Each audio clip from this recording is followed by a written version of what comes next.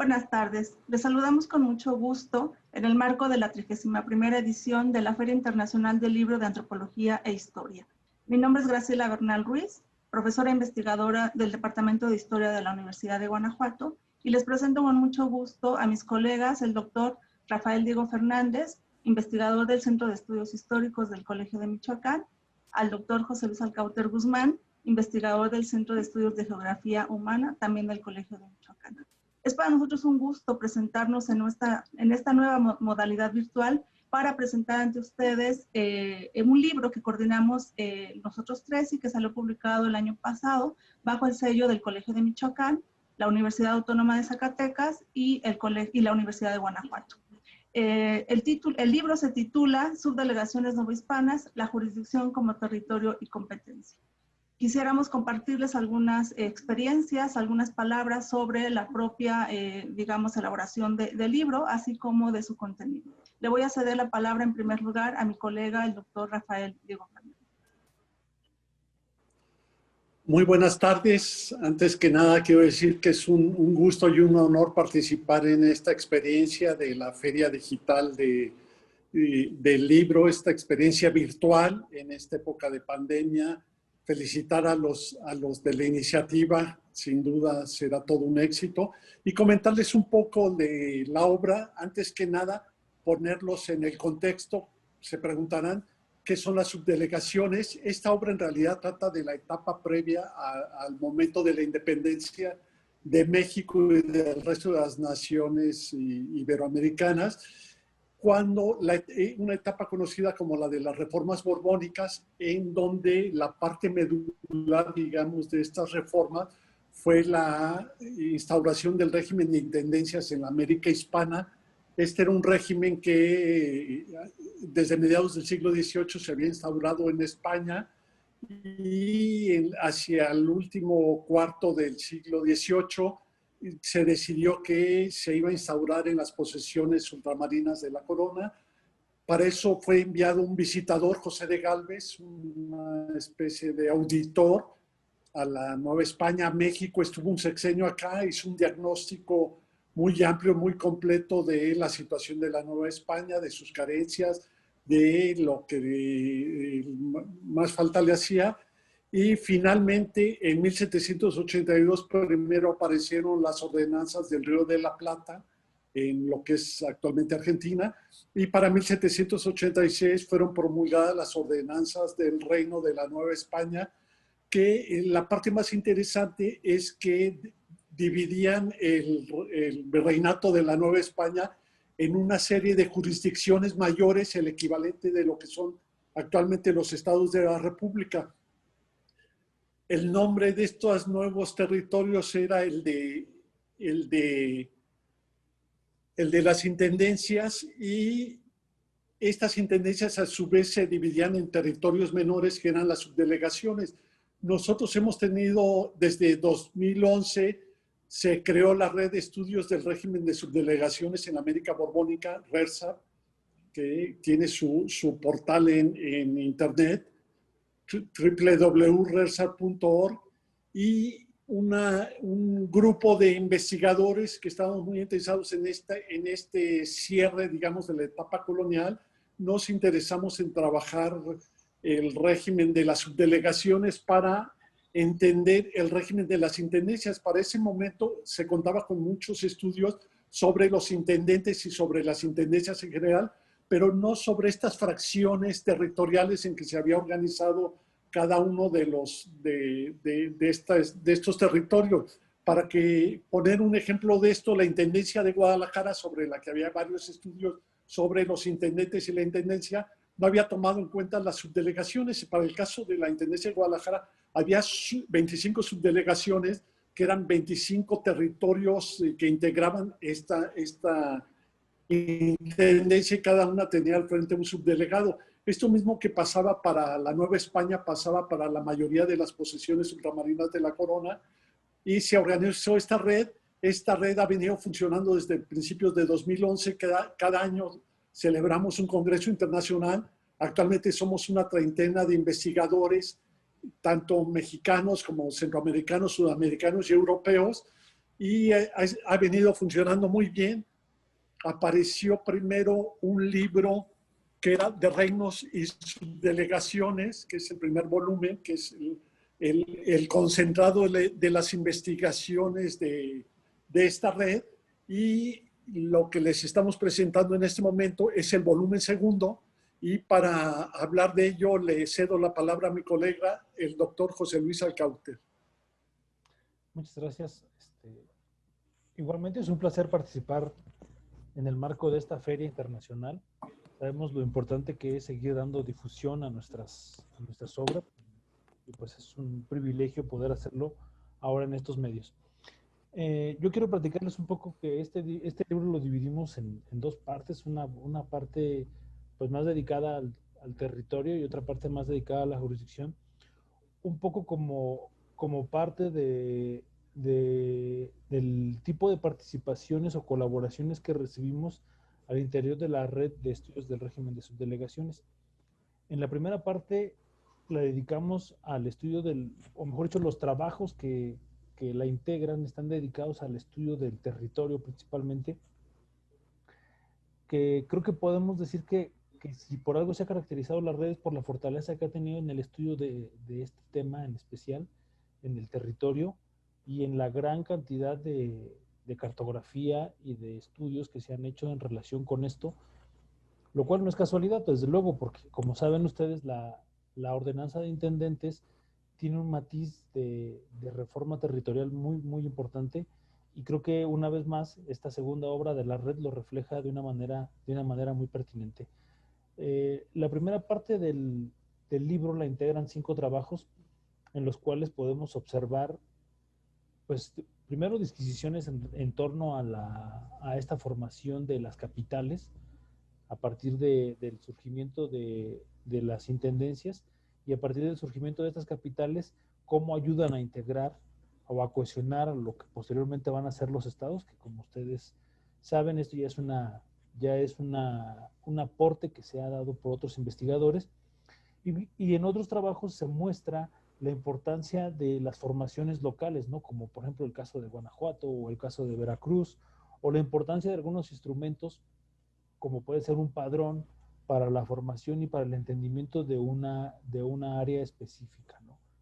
Así, a muy grandes rasgos, la invitación a leer este libro no es solo la invitación a hojear, digamos, una obra que se hace con mucho cariño por todos los investigadores, sino también a acercarse a estas investigaciones, acercarse a una nueva discusión que tenemos en torno a la importancia que tuvo la reforma de intendentes, no solo en el tema territorial, sino en todos los otros ámbitos en los que se ha aplicado, y a este proceso de revisión que estamos haciendo dentro de la red, que no es otra cosa más que una invitación a reformularnos planteamientos y problemas a través de estos estudios, ¿no?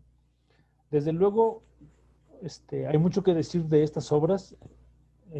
Nosotros solo somos los coordinadores de esta, y por supuesto será muy importante que ustedes se acerquen a leerlo para que conozcan lo que tienen que decir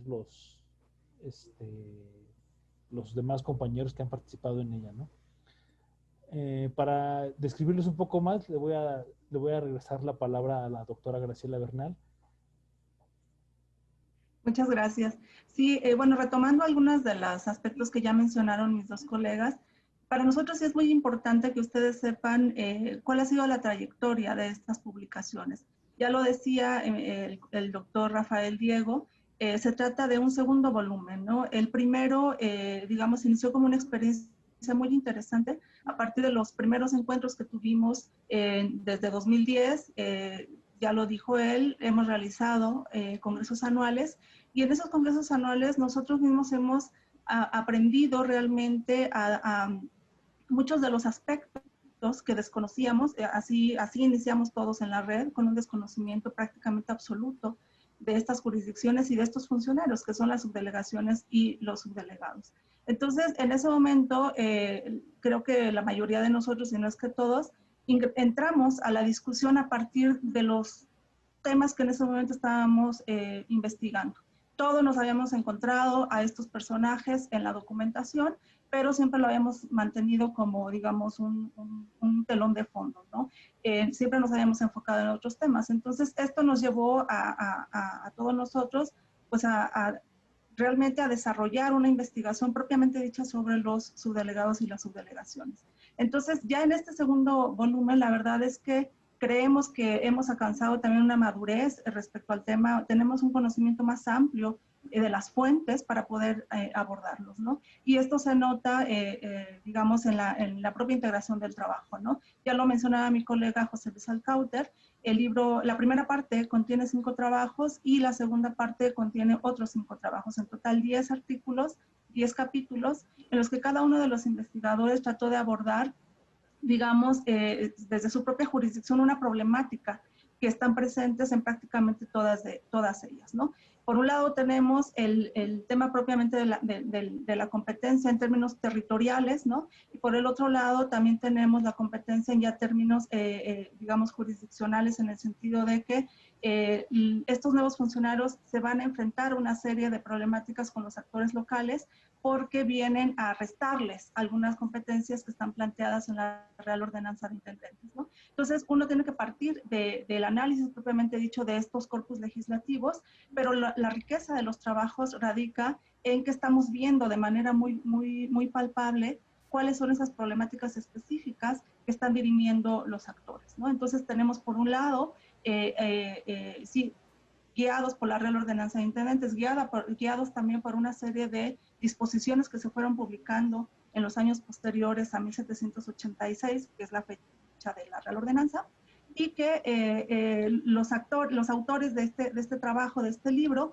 los vamos a ver, digamos, interactuando a los subdelegados, a los intendentes, con ayuntamientos, con diputaciones provinciales, con el propio virrey, ¿no? Con las audiencias, y yo creo que eso es, digamos, los elementos que nosotros queremos mostrarles, ¿no? En donde radica la riqueza del libro.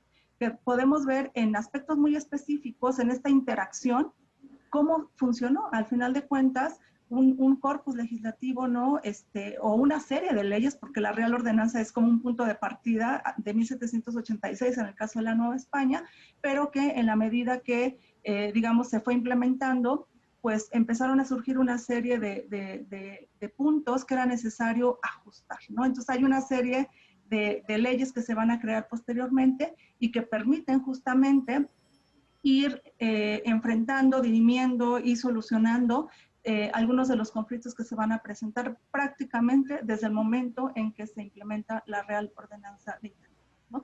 Entonces, los integrantes de la red, que como ya lo mencionó mi colega Rafael, sumamos una treintena y que estamos adscritos a diferentes instituciones, tanto de México como del extranjero, pues nos hemos dedicado a investigar durante los últimos años, ¿no? Entonces, realmente los invitamos a que conozcan la red, la página ya la mencionó mi colega, y también los trabajos que se han publicado, en especial este último, que es el que nos convoca el día de hoy. Entonces, bueno, para cerrar, quisiera regresarle la palabra a mi colega Rafael Diego, que es, digamos, uno de los coordinadores de esta red y pues una persona crucial en todas las reuniones y en la constitución de la red misma.